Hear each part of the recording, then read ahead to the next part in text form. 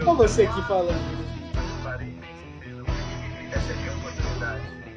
Agora eu tenho Muito coach, Essa é a minha. né? Se você virasse e falasse assim, ó, financia já seu apartamento agora ali, 329472, eu ia comprar. Não, e eu tava vendo a minha parte, cara, e tem uma parte que eu falo assim, antes de agradecer a mim, eu tenho que agradecer os outros. O cara acha que tá baita egocêntrico.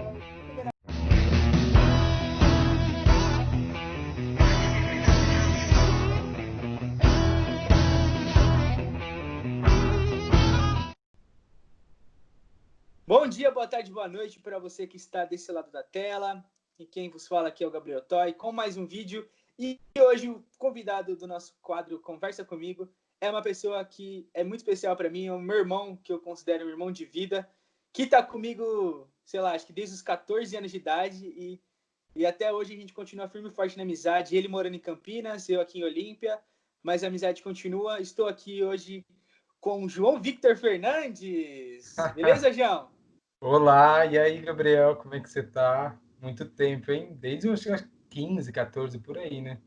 A gente Desde se essa época conhece, estamos juntos aí. a gente estudou junto, a gente tem muita coisa em comum, né, João? A gente vai até abordar isso aqui hoje. A gente estudou junto, a gente fez teatro junto, a gente fez faculdade junto. Sim, não terminamos muitas dessas coisas juntos, né? Mas começamos. E O já, importante é o início do projeto, né? né? Mas e aí, João? Como você tá? Eu queria que você se apresentasse um pouquinho, que a galera te conhecesse. Que você é uma pessoa influencer, uma pessoa famosa, mas eu queria que você se apresentasse um pouquinho, contasse da sua carreira, na sua, por enquanto, carreira que está no início, né? Mas se tudo der certo, uma grande carreira que vem pela frente. Eu queria que você contasse pra gente um pouquinho sobre você. Conto. Meu nome é João, como você já falou. Oi, João! Eu tenho 22 anos, eu sou natural de Olímpia, interior de São Paulo. Eu terminei o colegial em 2015, foi isso? 2015. Aí eu comecei a fazer jornalismo, comunicação social em Rio Preto, com o Gabriel, inclusive, naquela pira dos 15 anos, né? E dos 17 anos. 15 era eu, no caso. Que 15 era você, começou com 15, né? Sim, aí... E nisso eu já fazia teatro, a gente começou a fazer, bem no primeiro colegial, segundo colegial, algo assim. Fazendo essas duas coisas, aí chegou um momento que eu não era mais jornalismo, fiz 2 anos, depois tranquei, aí eu vim para Campinas, conheci um pessoal aqui de um grupo de teatro aqui, vim para cá com a Mali, com a Coragem e com amigos também que eu conheci aqui, me ajudaram. Aí eu fiz um curso com esse grupo, no qual eu faço parte hoje, e é isso, é desde 2018 que eu vim para cá, eu estou em Campinas, tentando a vida, trabalho nesse grupo de teatro que chamou Os Geraldos, o grupo tem 11 anos aqui em Campinas, e é isso, estou tentando a vida de artista, ator. Tirei minha DRT atualmente e continuo fazendo curso, sempre me formando, buscando crescer nesse ramo. E, João, o que é mais louco, assim, pra mim, é ouvir você falar e me ver um flashback, porque tudo que você falou, eu tava do teu lado, a gente viveu tudo isso junto, né? Essa fase da escola, depois da faculdade, o teatro. Eu lembro que quando você foi embora, eu tava aqui ainda, né? Você foi numa época e eu fui logo depois, mas eu acabei indo para Santos e acabei voltando e você continua aí. Cara, muito louco, né? Porque a gente, sem querer, a nossa vida se conectou de uma forma e que hoje em dia eu fico muito feliz disso ter acontecido, porque ganhei um irmão aí na vida. E é muito louco você vir falando isso, porque eu fico concordando, porque não, realmente foi em 2015 porque eu tava lá. Aí eu, não, realmente você foi embora em 2018 porque eu tava lá. Sim, sim, não, é muito doido mesmo, como que as coisas são interligadas e elas vão acontecendo, será que tem um porquê ou não? Mas é muito doido, porque a gente, no segundo colegial, né, que a gente estudou junto, foi a primeira vez, em 2014, né? Eu não gostava de você,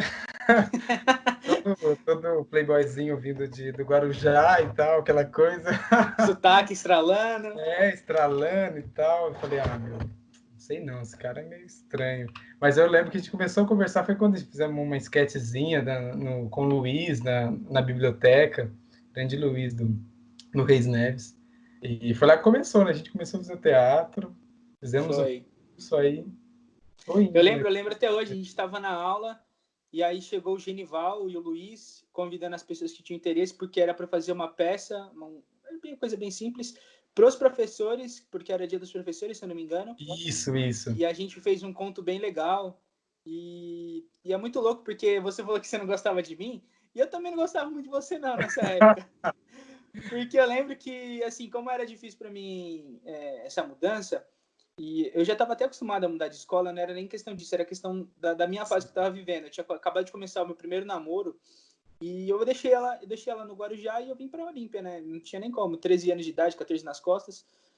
E aí eu lembro que você falava para mim quase todos os dias, era fatal. Dava de manhã, você virava para mim e disse assim, deve estar lá com outra agora na hora do recreio. E você tá aqui esperando por ela. E eu lembro que eu falo, mano, que cara vacilão, velho. Eu tô aqui, tipo, sofrendo com saudade e tava falando que ela tá me traindo. E aí eu não gostava muito de você, não. Mas aí eu acho que quando a gente teve essa conexão com o teatro, as coisas foram mudando com o tempo, né? Porque a gente vivia junto, né, mano? Era de segunda a sábado, porque de segunda a sexta era na escola e de sábado no teatro. E quando não tinha nada pra fazer no domingo também, né? Nossa, era muito, a gente se via muito, fazia muita coisa, né? Foi fazendo, né? E foi caminhando. Isso que é massa, a gente ter uma pessoa. Eu lembro que todo intervalo da faculdade a gente ia jogar um bilhar lá na frente do bar da Unilago. Você sempre Não que perdia. isso seja uma coisa, então, mas essas coisas vai formando a gente, vai criando um laço, né? Muito forte, assim. E eu acho que a gente na vida necessita dessas pessoas, né? Mesmo que não seja de sangue, mas é uma pessoa que está seguindo o caminho junto. E mesmo que às vezes, por exemplo, eu não vou sempre para Campinas, para Olímpia, né? Quando eu vou, a gente se vê e, é a mesma coisa que era antes, até mais forte, porque a distância ela cresce uma coisa na gente que é ruim, mas também cresce coisas boas, né? A distância faz a gente aproveitar mais a nossa presença, né? Sim, exatamente. É isso aí. Tá. E é muito louco esse início dessa nossa amizade e que vem até hoje. A gente está aqui, eu tô com esse projeto, você, logo quando eu te convidei, prontamente você atendeu. E eu fiquei muito feliz porque, assim, tem pessoas que às vezes não aceitam porque vai pensar, tô expondo minha imagem e tal. Você não, você prontamente atendeu, fiquei muito feliz com isso. E João, eu queria que você contasse pra gente o que te fez seguir esse lado do mundo artístico, porque a gente teve sempre os mesmos sonhos, porém a gente tomou um rumo diferente. Você seguiu seus sonhos, você abriu a mão da faculdade, foi estudar teatro em Campinas. Eu já acabei ficando por aqui e entrei no mundo da hotelaria, da recreação e tudo mais. E eu queria saber, a gente estava caminhando, fazendo praticamente quase a mesma jornada. O que te fez seguir essa jornada da arte ao invés, sei lá, de entrar na hotelaria, no turismo, ou até continuar mesmo na faculdade de jornalismo? O que te fez ir para Campinas? Então, é muito doido pensar nisso e voltar a essas memórias e lembranças, porque a gente ia para o terceiro ano de jornalismo, a gente participava do grupo de teatro, né? Depois você saiu, né? Porque você foi passando e tal. E aí eu conheci, porque eu acho que assim, a gente começamos a fazer teatro aí, só que não era teatro, mas não tinha referência, meu. Sabe, a gente não conhecia outros grupos. Uma coisa muito aí, né? Tipo, a gente não saía muito. E, sabe, e a coisa maior acontece para cá, tipo a capital, São Paulo, Campinas, também é uma cidade que movimenta muito isso. E depois que a gente participou com o grupo Camaleões, que eu participei do projeto Ademar Guerra, que é um projeto do governo que ajuda grupos do interior do estado a montar uma peça, eles mandam estagiários da capital e tal, é um programa bem bacana. Aí ele abre a mente da gente, tipo, ele mostra, a gente conheceu outros grupos, fomos para uma mostra lá com os outros grupos, ele faz uma interação entre os atores, os grupos de teatro do estado, numa mostra e num programa do ano inteiro. E eu participei desse programa com o grupo em 2017, que eu estava no segundo ano de jornalismo, né? Aí foi aí que eu conheci outras pessoas, conheci outros artistas, outros grupos. Aí foi abrindo a mente, né? E essa coisa do teatro foi ficando mais latente para mim. Uma coisa que eu comecei a fazer, eu era muito tímido na primeira vez lá. Eu lembro que era uma aula de matemática, que eu nunca fui bom de exatas. E aí eu fui, e, só que eu senti uma coisinha, sabe? Depois que a gente apresentou aquela primeira sketch lá. Senti sabe, um arrepio, eu costumo chamar de sabe, uma chaminha, assim, como se fosse uma labaredinha começando aqui no estômago, na barriga. E foi gerando isso. Aí eu comecei, fiz o curso lá com o Genival e tal, e esse foi crescendo. Aí eu lembro da primeira vez que eu subi no palco, assim, numa apresentação maior, ou até contando poemas por 10 e tal. Isso era maior, essa energia que gerava aqui, essa motivação, esse frio na barriga também, porque o frio na barriga é uma coisa boa. E esse olho no olho, sabe, o público, eu acho que, sabe, foi transcendendo em mim isso. Eu acho que o ano de 2017 foi o ano, assim, o ápice disso. Não o ápice disso, porque já teve o ápice aqui em Campinas e tudo mais, mas naquela época foi o ápice.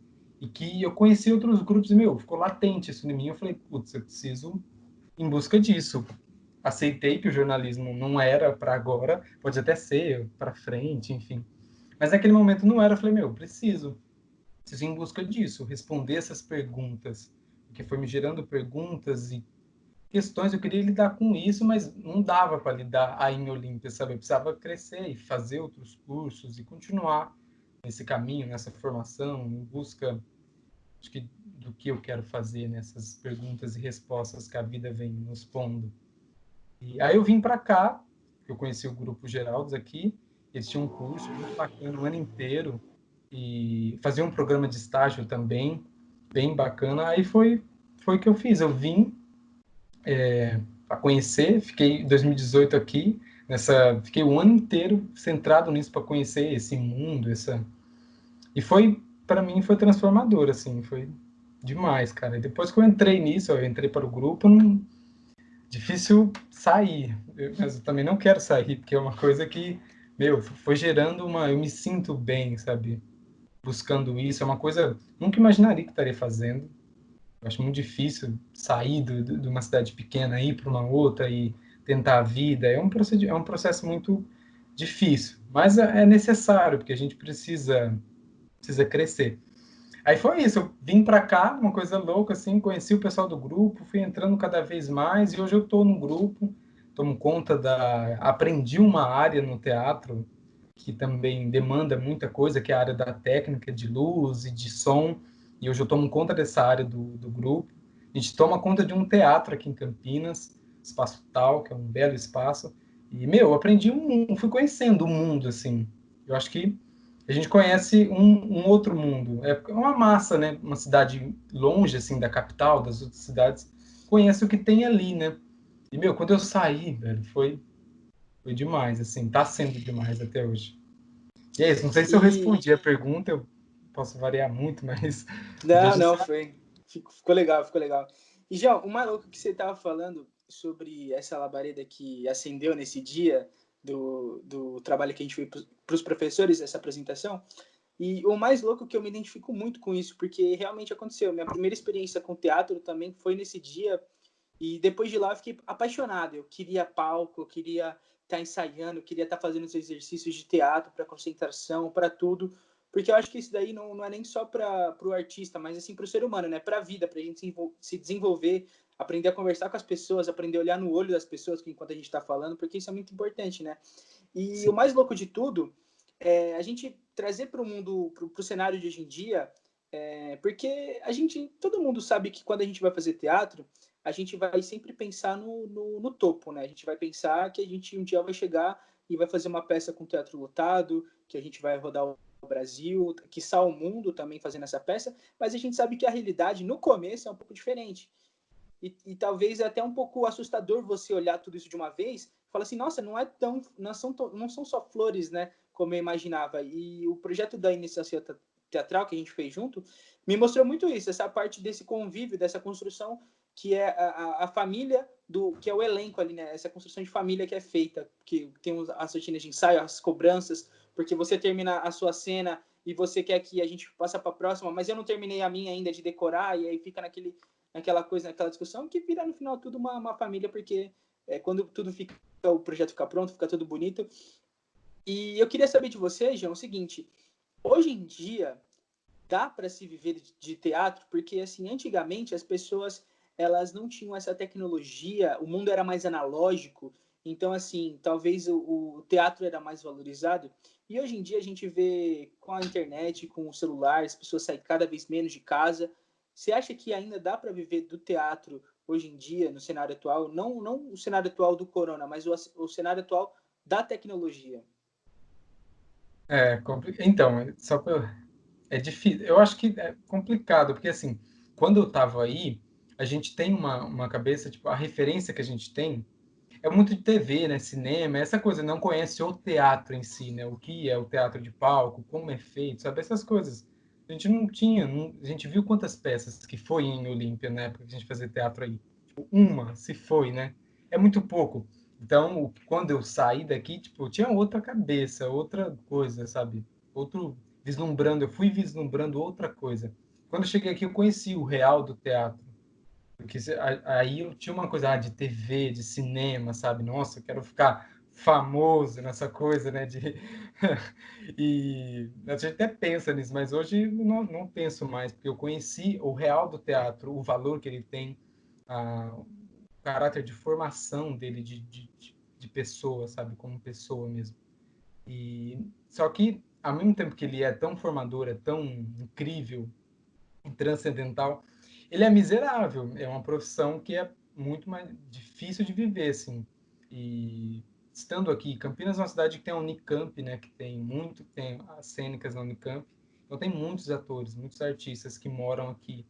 E, meu, vivendo essa rotina, essa vida, não dá para se viver totalmente de teatro. Tipo, você tem que dar aula, se for dar aula de teatro, de alguma oficina, algum uma casa, alguma escola e tal, ou tem que dirigir, tem que tentar de tudo, sabe? Tentar de tudo mesmo, porque senão não dá para pagar as contas, sabe? Se for para fazer só para atuar no teatro, só para trabalhar como ator, não dá, é muito complicado, assim. Só se fazer para São Paulo é muito difícil, assim, tem que ter bagagem, é um processo muito longo, assim. E é uma profissão que, como eu disse, é miserável, assim. Então a gente tem que tentar outros fins lucrativos para conciliar, né? Porque difícil que não dá, assim, é complicado, pelo menos para quem está no meu âmbito, assim, é se manter, né? Se manter, tipo, ainda mais que eu tô longe, assim, de cá, de onde eu nasci, né? Da minha família e tal. Então é muito complicado. Eu sempre estou nessa questão de como pagar as contas, como sobreviver. Mas eu estou há pouco tempo nisso. Quem sabe com o tempo as coisas vão melhorando, a gente vai se formando, vai crescendo, ficando bom, né? E bom não existe, né? Mas melhor. E nesse processo a gente vai conquistando mais coisas. João, a gente vê no cenário atual que está hoje, né, as pessoas dentro de casa, agora estamos falando de corona até, e a gente está ficando louco dentro de casa, tanto que talvez se não fosse o corona, talvez eu não teria esse projeto aqui, porque eu fiz esse projeto justamente por causa disso. Eu estava vendo que o meu ciclo social ele não estava tendo novidades, eu não estava conseguindo ter pessoas novas na minha vida. E eu falei, pô, eu posso trocar uma ideia com as pessoas que já estão na minha vida, porque eu tenho muitas pessoas ao meu redor que são interessantes de conversar, que tem bastante conteúdo para compartilhar. E aí, onde que eu quero chegar? As pessoas estão ficando loucas dentro de casa.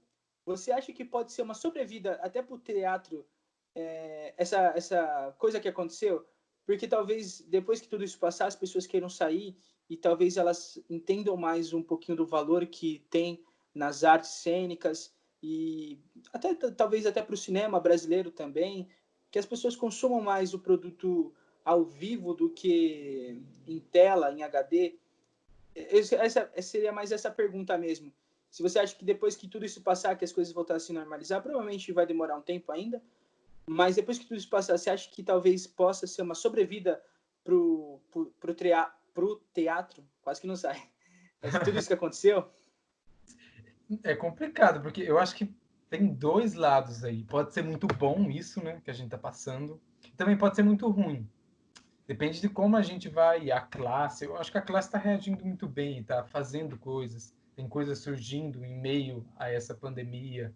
E que eu acho que o teatro é isso, é trabalhar com a inquietude, o seu fazer, sabe? O que você tem em mente, quer fazer, sabe? O que te move. É isso. E eu acho que pode ser bom, pode ser bom. E eu acho que tem que ser um start para as pessoas, essa pandemia, esse momento que a gente está passando tão em casa e tão com a gente, né? É um processo acho que pelo menos eu estou passando uma investigação, sabe, muito grande, de se perguntar muito, sabe? Acho que esse momento é muito como se fosse, sabe, a gente tá pairando no ar, assim. Quando assentar, tem que assentar para a coisa crescer, sabe, para melhor. Então, espero que seja bom essa o pós isso, né? Quando as coisas voltarem, espero que seja bom para as pessoas, que as pessoas vão e tenha um brilho nos olhos de ir conhecer, de para ver um artista, ver alguém apresentando algo. Porque se uma pessoa faz uma coisa para o outro, isso já tem um valor muito grande, né? Eu acho que como pessoa assim é muito formador isso, fazer algo para o outro. Você faz entrega uma obra. Acho que como não só no teatro, nas artes plásticas, em todo tipo de arte, poema, literatura, tudo você entrega alguma coisa para o mundo, para quem vê. E isso tem um poder assim muito grande. Eu acredito nesse poder que muda pessoas e que forma também. Sim. João, você já está envolvido no mundo do teatro mais ou menos há quantos anos? Você tem mais ou menos uma noção? Eu comecei a fazer o primeiro curso foi em 2015, né? 2015, então vai fazer já 2020, vai ser 5 anos, né? De maneira mais contundente assim, em 2018, 2019, 2020. Esses 2 anos e meio aí foi os anos que eu mais tive uma rotina maior nisso e conheci mais pessoas e quando eu vim para cá, né? Sim, e provavelmente de todo esse tempo você conviveu muito nos bastidores ali, teve bastante experiências ali em montagem de elenco, em montagem de projetos. Eu queria que você contasse pra gente alguma história que ficou marcante na sua vida. Não precisa nem ser engraçada, mas alguma coisa que te tocou. Se for engraçada também não tem problema. Mas eu queria que você compartilhasse com a gente alguma história de bastidor que a gente às vezes acaba não sabendo na hora ali do espetáculo. Às vezes o protagonista está contracenando com uma pessoa que a cena é romântica, mas os ensaios estavam um dia no outro, que acontece. Às vezes a pessoa não pode entender. Dizer, nossa, eles estão no mau clima, mas não, eles estavam se odiando até ontem, estavam se xingando. Um comia alho na hora do beijo para provocar o outro. Queria que você contasse alguma história de bastidor aí pra gente. Ó, tô tentando lembrar que história sempre tem, né? Muitas. Eu tô lembrando uma muito que foi um perrengue, assim, muito grande. Não foi muito. Que foi assim, tem uma peça que eu faço a luz aqui do grupo, participo, chama Estrelas, e no fundo ela tem uma rotunda com pisca-pisca. Ela forma um céu de estrelas no final, assim, uma coisa linda, assim. Só que a gente faltava meia hora, assim, para a apresentação, para começar, para o público já estava no hall ali do Sesc aqui em Campinas. E aí eu tava testando o pisca-pisca na mesa, né? Testando na mesa de luz, ele não acendia, meu. Não acendia. De nenhum jeito não acendia. Eles faltavam uns 40 minutos. Aí, e o perrengue? Como que faz acender esse equipamento? Esse pisca-pisca. Porque a mesa ela era muito forte pro tamanho do pisca, acho que deve ter queimado a fonte, algo assim. Foi que uma atriz do grupo ligou pro irmão dela. Tinha aquele, sabe aqueles pisca-pisca novo? Não é pisca-pisca, aquelas luzezinhas que são de araminho, que tem elas pequenininhas, branquinhas, sabe? Você Sei, molda o que sei. você quiser com ela. O irmão dela tinha daquela, umas 4 em casa. Ligou pro irmão, o irmão foi correndo no espaço, deixou lá e a gente pendurou uma por uma, assim, foi entrelaçando na cortina atrás dela, né, para aparecer só a luz atrás do pano, né? Fomos pendurando, prendendo com alfinete, isso 20 minutos antes da Nossa. apresentação começar. Fomos e colocamos 4 pisca-pisca, assim, esse de arame, né? Entrelaçado assim na cortina atrás. Aí os atores teve que ficar do lado, os dois que era contra a regra, ficar do lado ligando, porque era de controlinho, né, o negócio. Deixamos os controlinhos no canto assim, que ficava na coxia. Aí na hora, aí a gente marcou rapidinho o momento que eu acendi essa luz, que era o ápice assim da peça, o finalzinho. Aí deu certo, deu certo. Mas foi tipo, a gente terminou faltando uns 5 minutinhos para dar o primeiro sinal do público entrando. Nossa, Imagina imagina que deve ter sido correria. não, tipo, e era o ápice da peça, meu. Sem os Céus e Estrelas, não, sabe, não tinha, não ia terminar como a peça queria terminar. E Né? foi bem correria. E você falando, eu até me lembro uma coisa que aconteceu comigo. Eu, se não me engano, acho que foi a última vez que eu fui pro palco. Eu tava como recreador até. Foi lá em Santos, foi bem legal esse dia. E vou até deixar aqui aqui o vídeo que foi feito lá. A gente está aqui no teatro, o show Volta às Aulas Divertidamente. E é o seguinte, deixa eu até virar a câmera aqui. Calma, gente, eu vou editar isso aqui, tá muito fácil. De novo, estou aqui na Volta às Aulas Divertidas, com o pessoal aqui. Então é o seguinte. Muito bem. E foi muito louco, porque assim, qual que era o lance? A gente estava fazendo... Eu trabalhava numa empresa de festas, e aí 2 vezes por ano a gente se reunia, juntava todos os personagens, colocava dentro do teatro, cobrava o ingresso acessível, porque seria uma forma até de ajudar a sustentar a própria empresa, a renovar os produtos e tudo mais. E também de divulgação. Sim. E aí eu era o único recreador de ofício do lugar, até porque não tinha outra coisa para fazer.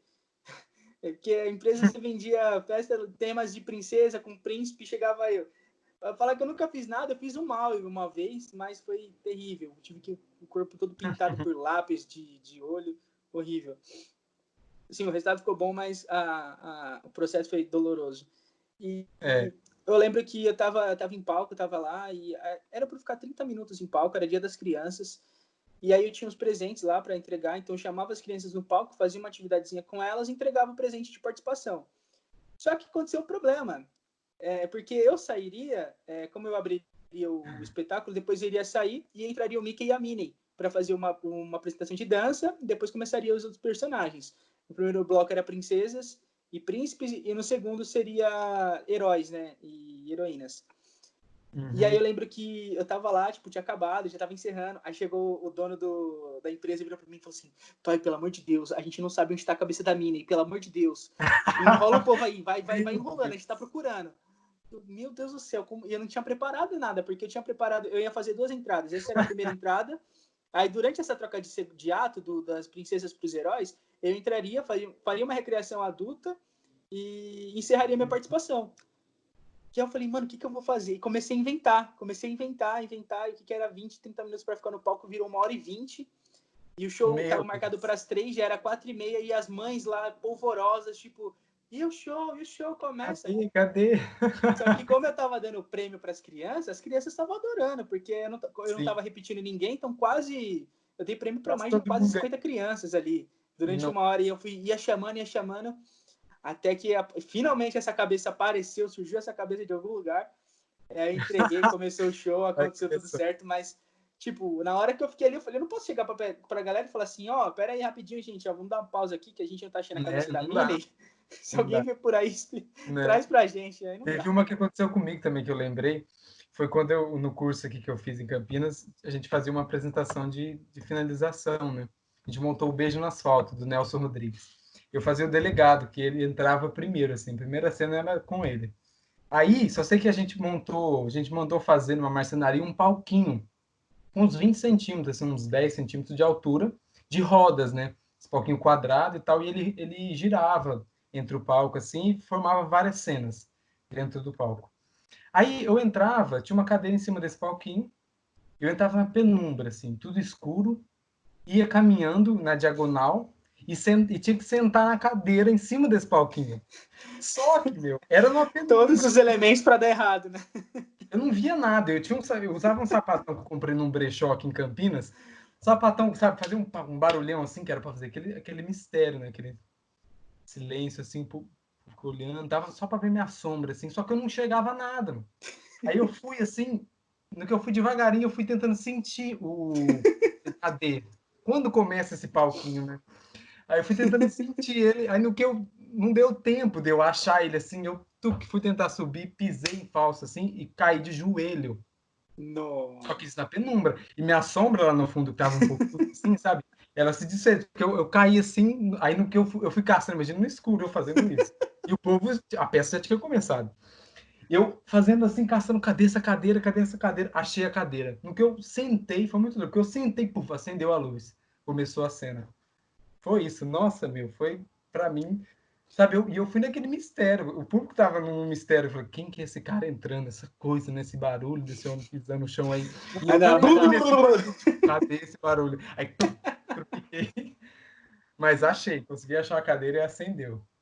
Parece quando a gente tá de madrugada, vai na cozinha, né, fica tentando achar a interruptora, fica assim nas coisas. Sim, bem isso. Não, e eu fiquei assim, palpando, assim, na sombra, assim, caçando a cadeira. em cima Que do palco. doideira. E já, a gente tá falando de arte aqui, né? Já damos bastante risada. E agora eu quero entrar numa parte mais filosófica da arte. Eu quero que... Porque quando a gente fala de arte, né, é uma coisa muito abrangente, né? Tudo pode ser arte. Desde uma escultura até uma grande apresentação, um show, né? Tudo é considerado arte. E eu queria que você contasse, porque assim, eu acho que você é o exemplo, o melhor exemplo que eu tenho na minha vida quando eu vou falar sobre o poder da transformação da arte. Porque eu lembro de você lá em 2014, aquele adolescente que estava começando a vida ali e tudo mais, e você tinha uma cabeça nos padrões das pessoas interioranas. Não querendo fazer um julgamento aqui, mas é que a gente sabe que as pessoas que são do interior, elas são mais fechadas, elas têm uma coisa mais enraizada nelas, né, do que a galera que está mais nas capitais, que já é um pouco mais desprendidas. E você foi se soltando, você foi se desprendendo tanto de todos esses preconceitos, de todas essas coisas que ficavam enraizadas dentro de você. E é uma coisa muito bonita de a gente se ver assim, da gente estar tá ali vivendo aquilo. E eu queria que você contasse pra gente o poder da transformação da arte na sua vida, né? O que a arte representou na sua vida e talvez que você desse até uma previsão do que você seria se não fosse a arte. Se você não tivesse feito aquela apresentaçãozinha para os professores naquele dia, se não tivesse aquele chamarisco naquele dia, o que talvez você poderia ser na vida hoje?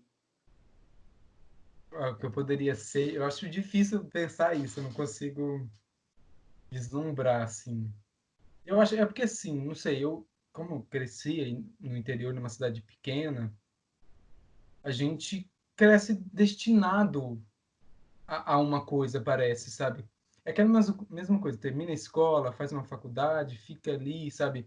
A gente não olha, eu acho, que para o mundo e para as outras coisas, sabe?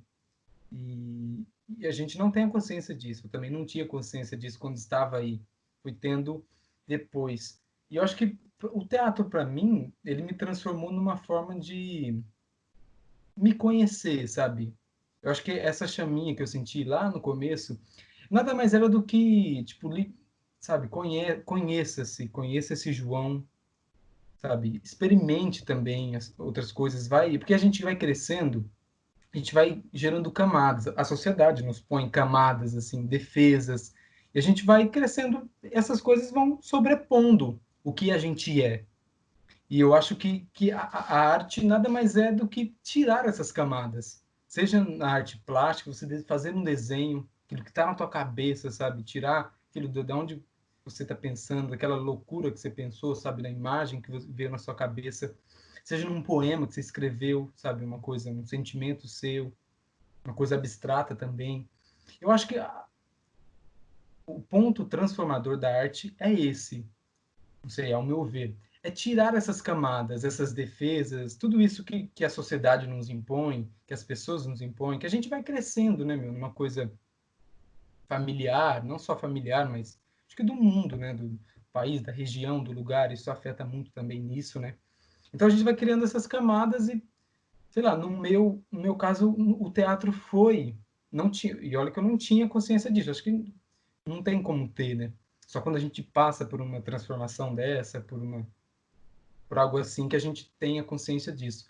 No meu caso foi isso, meu, essa chaminha que eu tive, essa vontade de fazer, de estar no palco, de olhar no público e o público me olhar e eu tinha vergonha de quando ele me olhava. Tinha vergonha de lidar com isso, do olho do outro me olhando, sabe? Eu não lidava da maneira como isso deve ser, sabe? Eu acho que a gente cresce assim, com medo de olhar no outro, de olhar no olho do outro. E eu acho que a arte, qual seja ela transcende tudo isso e ela faz a gente olhar no olho do outro e ver o outro. E para ver o outro a gente precisa se ver.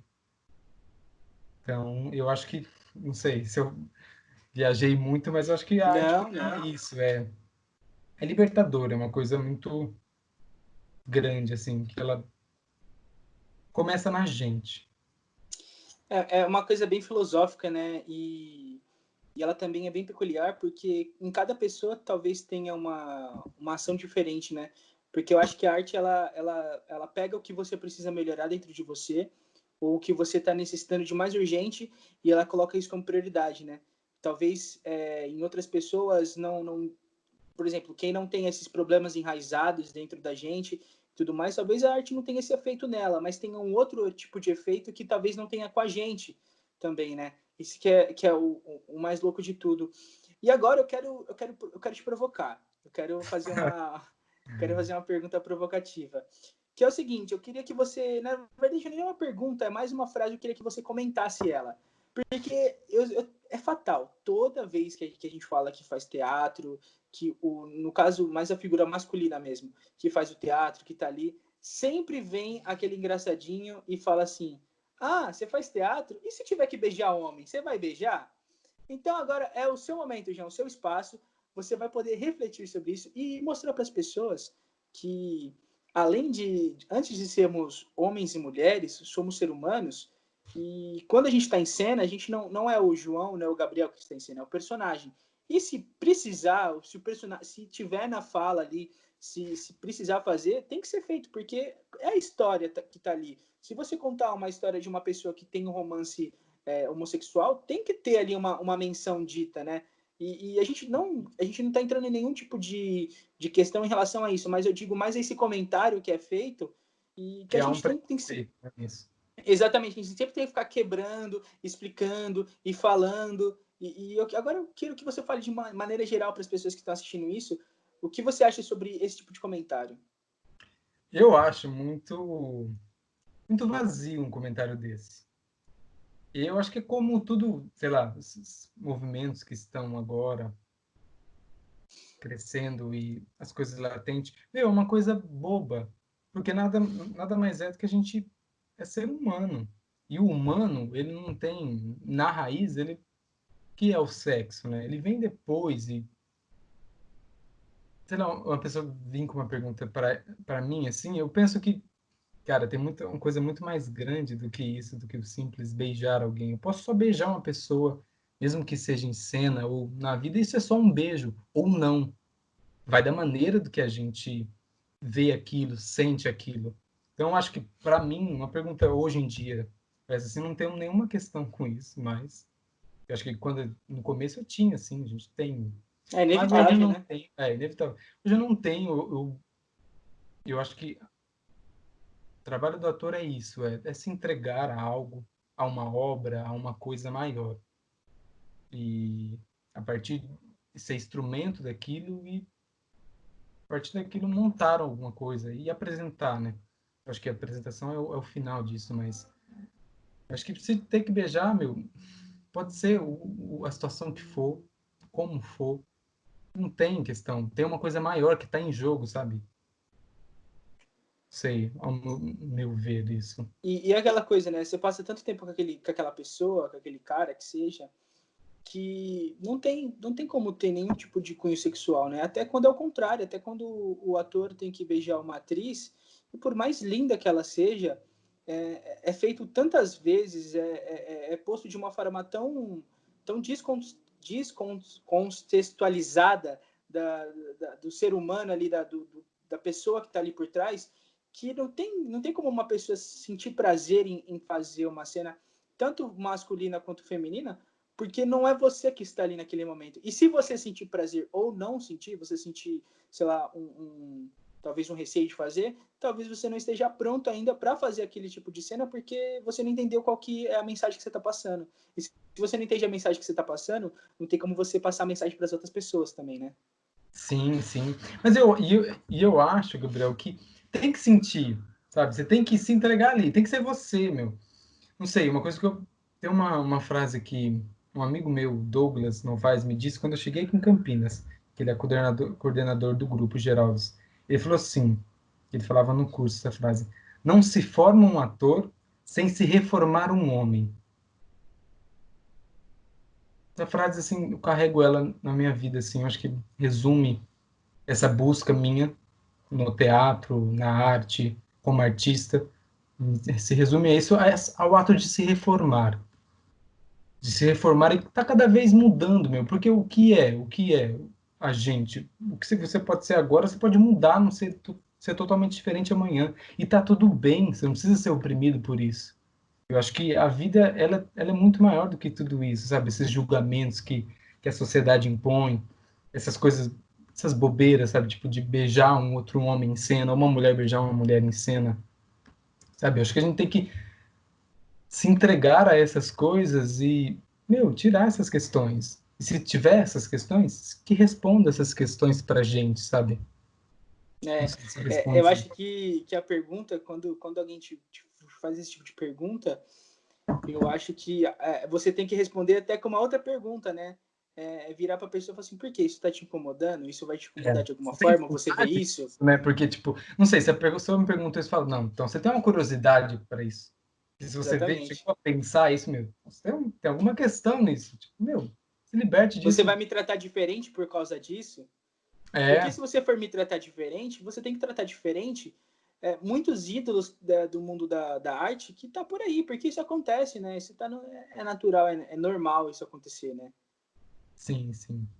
E E só não uma só no coisa, âmbito do teatro, né? Tem pessoas que levam pra vida, né? E tá tudo bem também. sim. E um adentro que eu tava, em relação ao personagem, uma coisa que eu também tinha isso um pouco, sabe? Ah, que a gente não é a gente. Eu acho que no fundo é sempre a gente, mas pode ser a gente de várias maneiras. E eu acho que esse é a chave do teatro, sabe? Você pode ser muitas coisas do que ser só você. E eu acho que não tem. Pode ter personagem na sua cabeça, mas é você ali. O público tá vendo quem?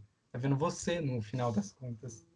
Então, nada mais certo lidar com isso da maneira correta, de que sou eu fazendo. E isso corrobora por coisa que eu falei, dessa investigação da gente tirar essa camisa e se mostrar ao público e olhar no outro ali. Porque a gente não precisa de camadas, principalmente no teatro, não precisa dessas defesas, dessas camadas. A gente, pelo contrário, acho que você tem que libertar elas e ser a Sim, sim. gente. E, João, uma coisa que eu lembro, eu tava lembrando agora, que talvez você, com a maturidade que você tem hoje, talvez a sua ação teria sido diferente.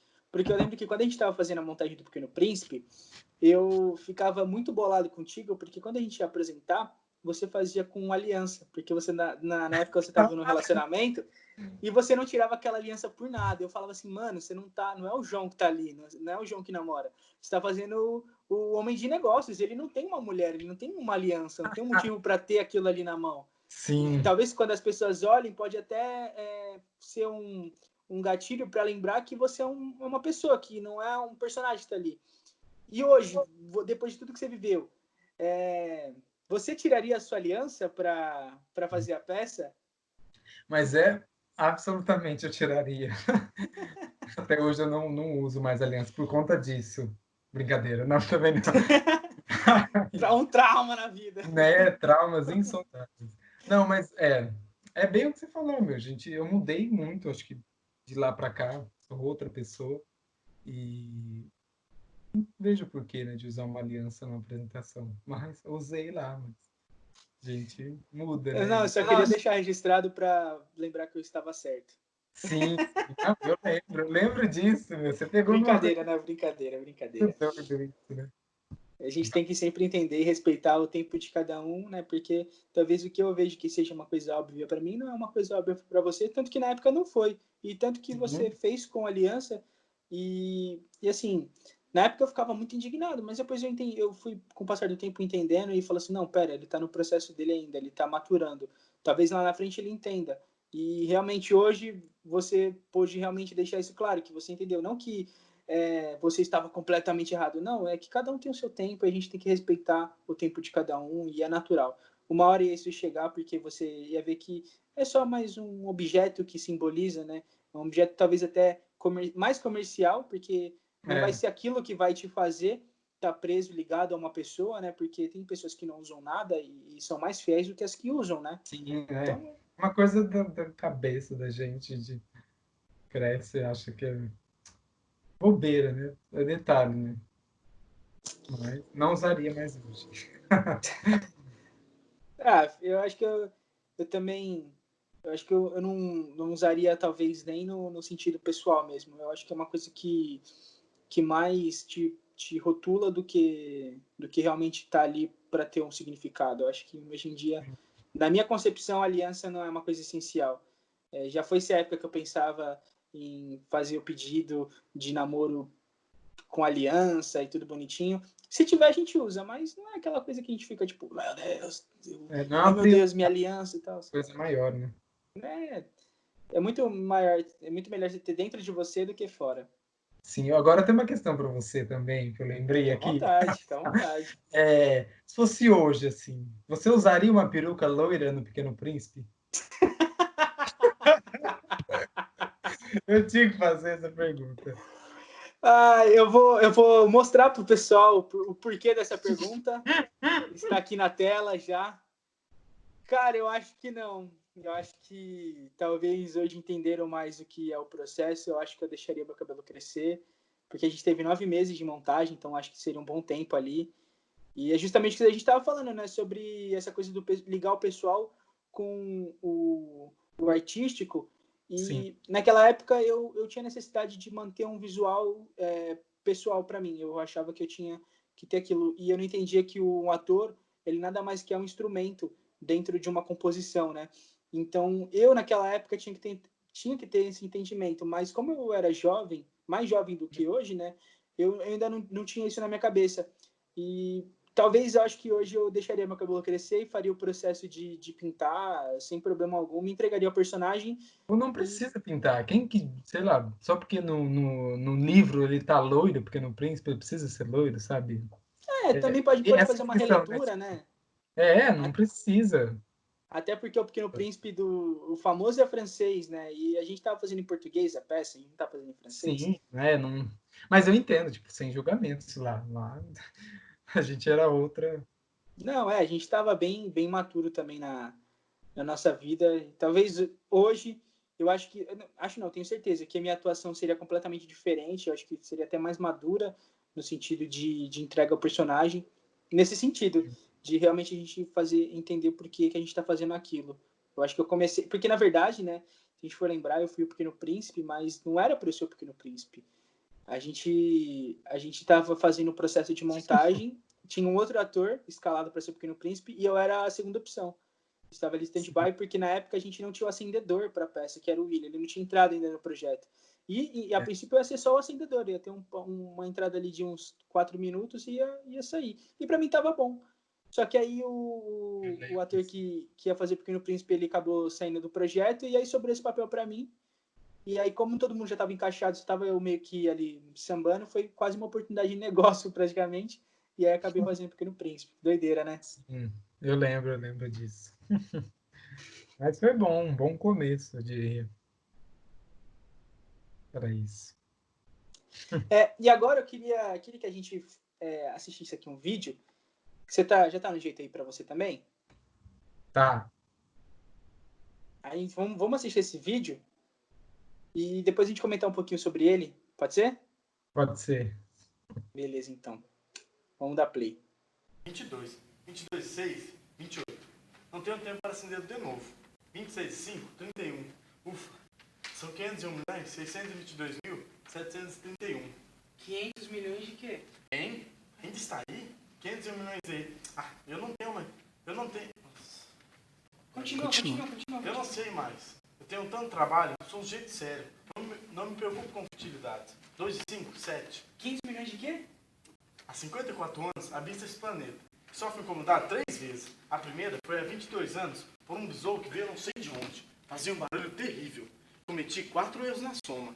A segunda foi há 11 anos, quando tive uma crise de reumatismo, por falta de exercício. Não tenho tempo para passear. Sou um jeito sério.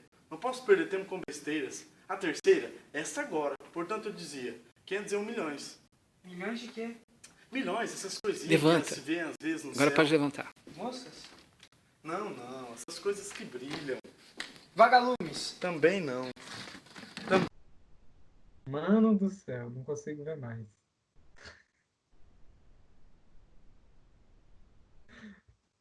Todos os dias. Mano, que doideira, velho. Que doideira. Você Assistir isso de não vai novo. fazer vídeo inteiro, não, né? Não, eu vou pegar só um pedaço só. Nossa, Mas, mano. cara, que Um dos doideira primeiros assistir isso de ensaios novo. pra ser, né? Jesus amado. João, e daí, desse vídeo para cá, o que mudou, João? O que aconteceu? Acho que você já falou bastante sobre essa transformação, mas, cara, como é nítida a mudança, não só do visual, mas da postura, da, do jeito, da entonação de voz, tudo, cara, que doideira! Sim, tem um dado importante que aconteceu depois desse vídeo, um pouco depois, eu tirei as amígdalas.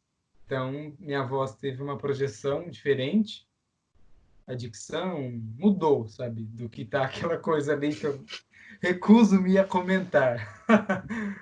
Mas, nossa, muito doido ver isso. Eu fico. Dá uma vertigem, assim. Né? Nossa, meu. Caramba. Que parece que faz tanto tempo, faz 5 anos atrás. É, faz tempo, mas. Ou não, né?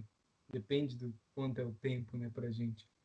E depois desse projeto do Pequeno Príncipe, surgiu este projeto aqui que eu estou com a camisa, que é o grupo de teatro Camaleões, que você também faz parte. Zé, eu não tô com a minha camiseta porque acho que eu esqueci ela, não sei onde tá.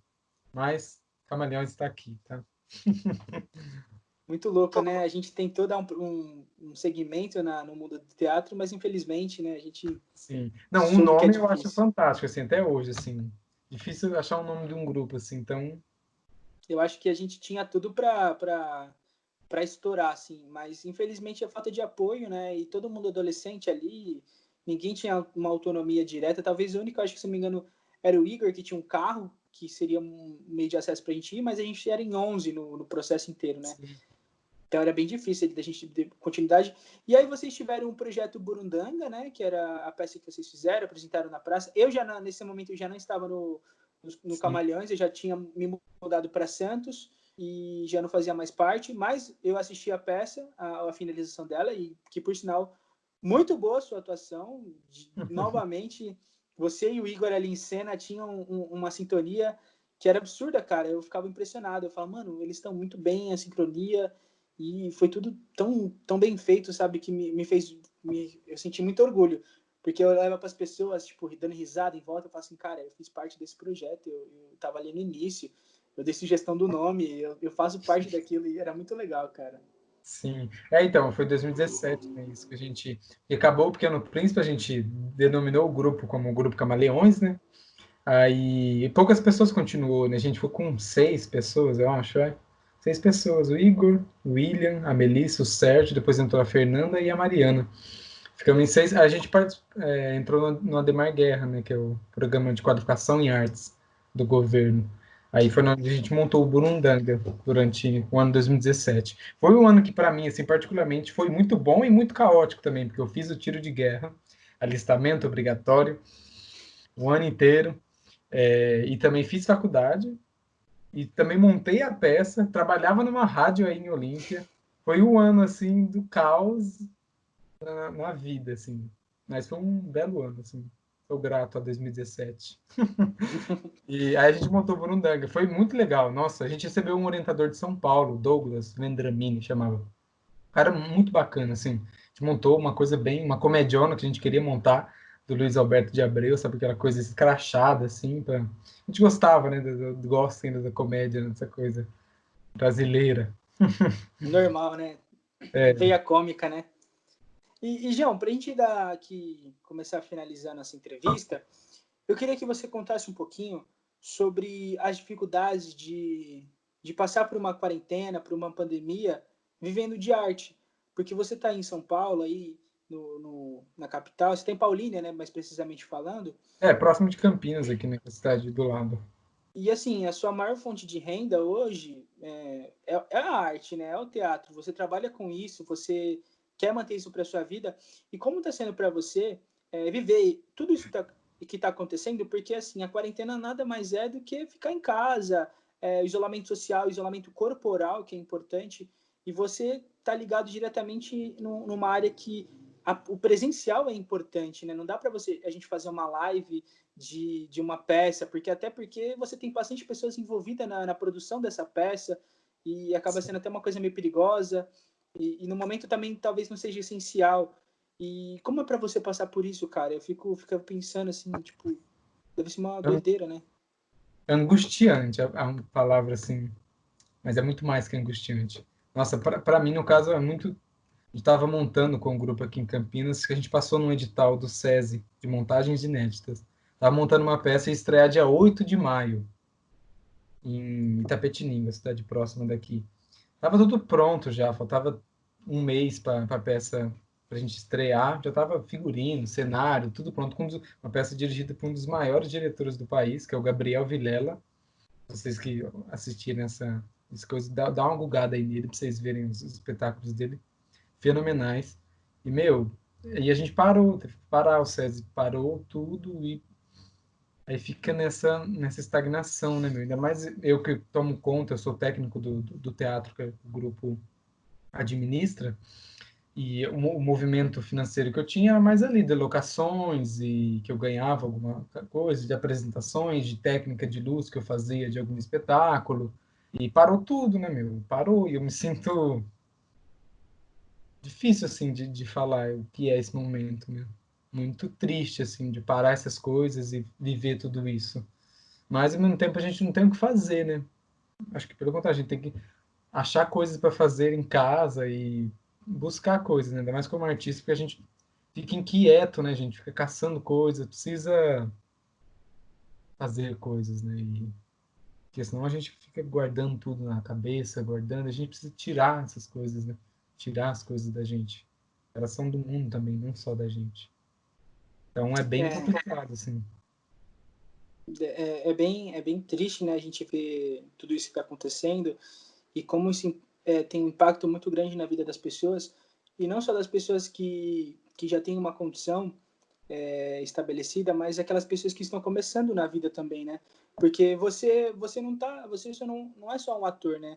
Você também é um ser humano que tem família, tem mãe, tem pai, e viver assim, para você talvez esteja sendo mais difícil, porque você está longe também da sua mãe, né? Você não tem aquele contato, porque igual eu estou dentro de casa, eu tô desde o dia 1º de abril, eu estou dentro de casa, só saio para as coisas essenciais assim, abdiquei de sair, abdiquei de jogar o futebol, que é a coisa que um dos meus hobbies favoritos, justamente por isso, né? Por ter essa consciência que é importante a gente ficar em casa.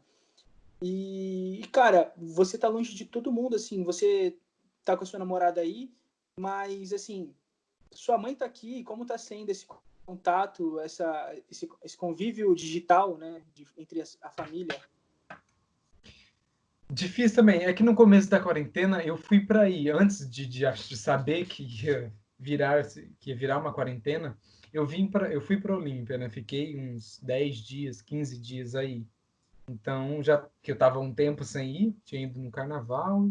Aí depois eu voltei, fiquei um pouquinho aí, uns 10 dias. Aí, quando a coisa começou a apertar mais, eu vim para cá, para Campinas. E tô aqui. É muito difícil, meu, porque ao mesmo tempo que a gente quer estar perto, quer estar junto, que muito saudade de minha mãe, de meus avós, meus familiares, que a gente sou bastante ligado a eles. Eu fico meio que, nossa, putz, eu tô aqui num lugar que tá bem pior do que aí. E, putz, não dá para ir, sabe, agora, assim, pelo menos tem que respeitar uma quarentena mais, estou respeitando, mais forte, né, mais contundente, não sair, mesmo para comprar coisas, evitar essas coisas, né, para poder ir vê-los, porque é um grande risco, né, meu, a gente tem que respeitar isso e esperar, né, aguardar a coisa, fazer a nossa parte, né, contra isso. Não, com certeza. E, João, aqui o último tópico que eu tinha separado são reflexões sobre a vida, porque você é um cara que tem um entendimento muito esclarecido sobre isso, e é uma pessoa que toda vez que eu converso sobre a amplitude da vida, sobre o significado dela, o valor, a importância, você é uma pessoa que sempre vem com um pensamento muito linear, né? Uma coisa muito esclarecida. E é muito bom ter pessoas assim próximas da gente, porque a gente acaba começando a captar. E eu estava conversando com o Davi esses dias, que ele fala justamente isso, né? Se você anda com uma pessoa nota 5, você vai ser nota 5. Se você anda com uma pessoa nota 8, você consequentemente vai acabar se tornando nota 8 também. E você, cara, eu considero uma pessoa nota 10. Então, toda vez que eu estou perto de você, eu fico muito feliz, porque é um aprendizado, cara. Você vai pegando cada detalhe ali, a mudança que é perceptiva da evolução.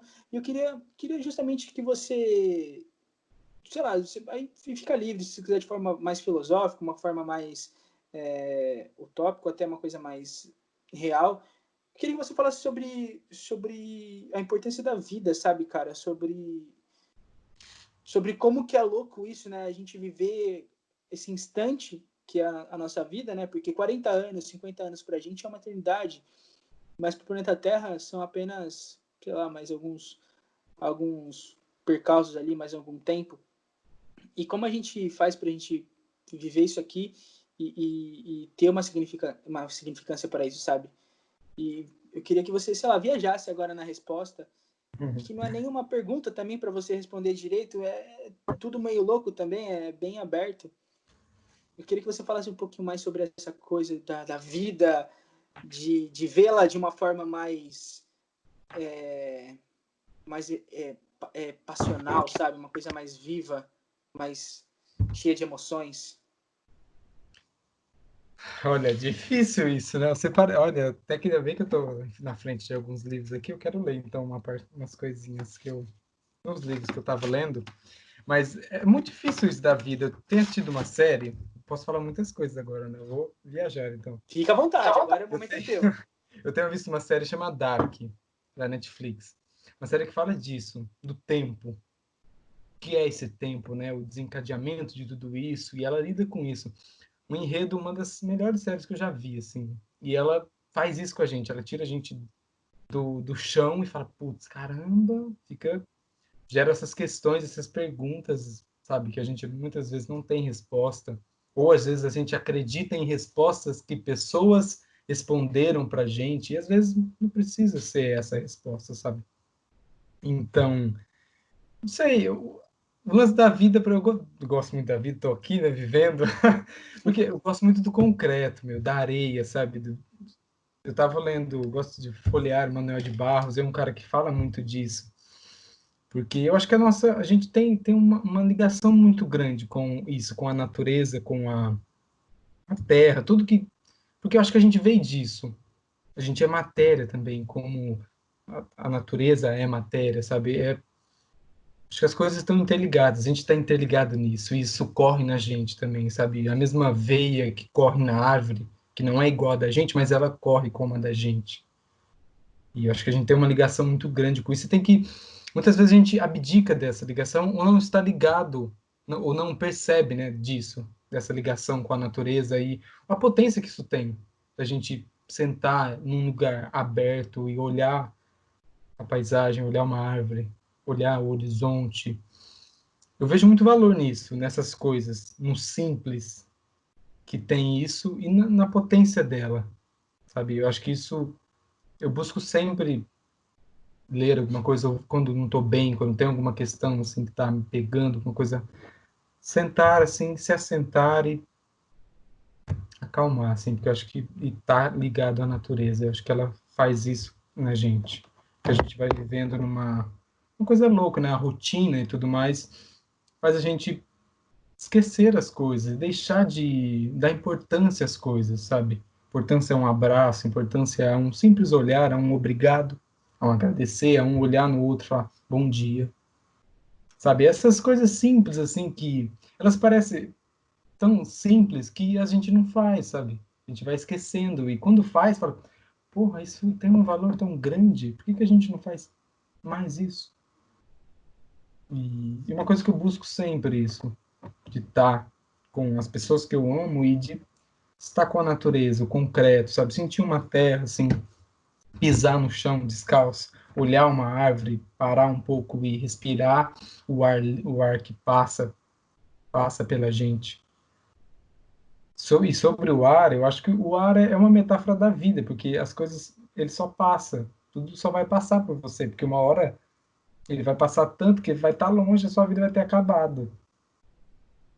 Então, pegar aqui uma citaçãozinha do Manuel de Barros, um poeminha curtinho, que ele fala assim, que é dos pássaros.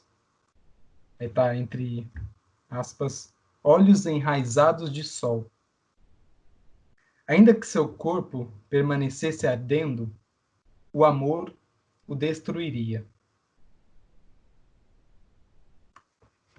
Esse é um que eu deixei gravado aqui, que eu li esses dias. E tem um outro livro também que eu quero ler, umas coisinhas, que é do Guimarães Rosa. Fica à João vontade. Guimarães Rosa. Grande Sertão Veredas. Um livro que eu tô lendo. Já li em outro momento da vida, mas E eu estou que, relendo ele. antes de você recitar ele, João, Hum, vai sair um filme sobre esse livro, sabia? sério? Não sabia. E eu tava vendo uma live do Porchat com o Rodrigo Lombardi, e ele vai fazer Guimarães Rosa nesse filme. O projeto deve ficar para 2021, 2022, por conta do Corona, mas tá para sair o filme sobre Grandes Sertões Veredas. Caramba, nossa, é um livro que fenomenal, assim, indico a todo mundo que quiser ler, que é demais, é transcendental, assim. Tô caçando aqui uns dois. Tranquilo. Depois a gente dá um cortinho e Tá. fica tudo certo. Olha, esse daqui, que ele fala assim, o Grande Sertão Veredas. O Senhor, mire e veja. O mais importante e bonito do mundo é isto, que as pessoas não estão sempre iguais, ainda não foram terminadas, mas que elas vão sempre mudando, afinam ou desafinam. Eu acho que isso resume, assim, a questão da vida. E eu acho que pode até Tem... ficar como a mensagem final dessa entrevista, né? Que foi muito, muito boa. Eu queria te agradecer, João, por ter participado e por ter topado, sem mesmo saber o que seria, né? Você foi na cara e na coragem. Muito obrigado de novo por ter aceitado esse convite. E você quer deixar suas considerações finais? É isso, eu quero agradecer, e você, principalmente, a começar isso. Acho que é importante a gente, nessa quarentena, começar algo. Faça uma coisa diferente do que você fazia, experimente coisas. Eu acho que esse momento é muito propício para isso. E é importante a gente fazer isso. Então, agradeço você por essa oportunidade, por estar nesse bate-papo tão gostoso. E bom demais te ver, conversar aqui. Muito grato, muito obrigado. E obrigado a todos que assistiram também. É isso aí. Eu queria agradecer você que ficou até aqui nesse vídeo, que você que está acompanhando esse projeto. Se você estiver gostando, eu queria que você comentasse, que você compartilhasse, que você curtisse também, porque é muito importante você deixar o seu feedback. Se você acha que tem alguns pontos a melhorar, você pode deixar aí também. Se você quer sugerir uma entrevista, se você quiser participar da entrevista também, não tem problema, é só você deixar nas redes sociais, nos comentários. E é isso aí. Deixa seu ponto, sugira novos temas. Muito obrigado a você que ficou até aqui de novo. Eu estou muito feliz porque o que estou fazendo aqui, esse projeto, ele é muito prazeroso. Eu estou cada dia mais feliz com ele. É uma forma de eu passar a quarentena de uma forma mais leve, de conhecer pessoas mais adentro, de me surpreender com as pessoas que eu pensava em conhecer. E você vai se surpreendendo de uma forma positiva cada vez mais. Então, é isso aí. Valeu. Até a próxima. Muito obrigado, João. Tamo junto. E agora eu vou deixar no finalzinho do vídeo, vou deixar aqui um poema que o João recitou, que ele postou nesses dias nas redes sociais dele, para vocês se deleitarem desse grande ator que tem tudo para virar um grande ator e pegar as telonas do cinema, da televisão, do teatro, onde ele quiser. O rapaz tem potencial. E prestem atenção nesse nome, que vocês ainda vão ouvir muito sobre João Vitor Fernandes. Obrigado. Campanha eleitoral. Um senador do estado passou dessa para melhor ou para outra bem pior. Eu vou relatar o passado. Chegando o pobre coitado na porta do firmamento, São Pedro disse: "O momento, tenha calma, cidadão. Faça aqui sua opção e assine o requerimento. Pois aqui tem governia e tudo está no teu lugar. Então você vai optar por onde quer passar o dia e depois, com democracia, me dará a sua resposta, fazendo a sua proposta de ir para o céu ou para o inferno, viver de túnica, de terno, do jeito que você gosta." Então o senador assinou a papelada, descendo por uma escada, entrou no elevador, para então com o assessor o inferno conhecer, para depois escolher onde queria morar e qual seria o lugar que ele escolheria viver.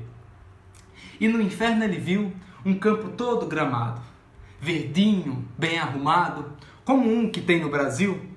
E um homem grande e gentil disse-lhe: eu sou o cão. Muito prazer, meu irmão. Aqui você é quem manda. E deu as ordens para que a banda tocasse outro baião. Encaminhou a visita para uma mesa repleta, numa assessoria completa, num alpendre em palafita, uma assistente bonita, uísque, cerveja, salgados, dinheiro pros carteados, charutos bons e cubanos. E ele foi relembrando dos anos e dos acordos fechados. Se encontrou com os amigos dos tempos áureos de glórias, relembrando as histórias que já haviam se esquecidos. Uísques envelhecidos não parava de chegar. Ele parecia um marajá, jogando carta e fumando, mas já estava chegando a hora dele voltar. Então, no elevador, ele tornou a subir para então se decidir e finalmente propor. Mas no céu, o senador viu um cenário de paz, com um sereno assaz, anjinhos tocando lira. São Pedro disse: confira, escolha e não volta atrás. Era um silêncio danado, sem uísque, sem cerveja, no máximo uma cereja. E ele já agoniado, disse assim determinado: já tomei minha decisão. Quero ir morar com o cão, pois lá me senti melhor. Não que aqui seja pior, é questão de opinião. São Pedro disse: pois bem, pode ir pelo elevador, que logo meu assessor fará o que lhe convém. E o senador disse amém, já pensando no sucesso que seria o seu regresso para o quinto do inferno. Lá também seria eterno e a tudo teria acesso. Mas assim que ele desceu, numa imensa alegria, ele sentiu logo uma agonia. Algo estranho percebeu. Atrás desapareceu a porta do elevador. E o pobre do senador só via fogo e tortura. Deu-lhe logo uma amargura, era um cenário de horror.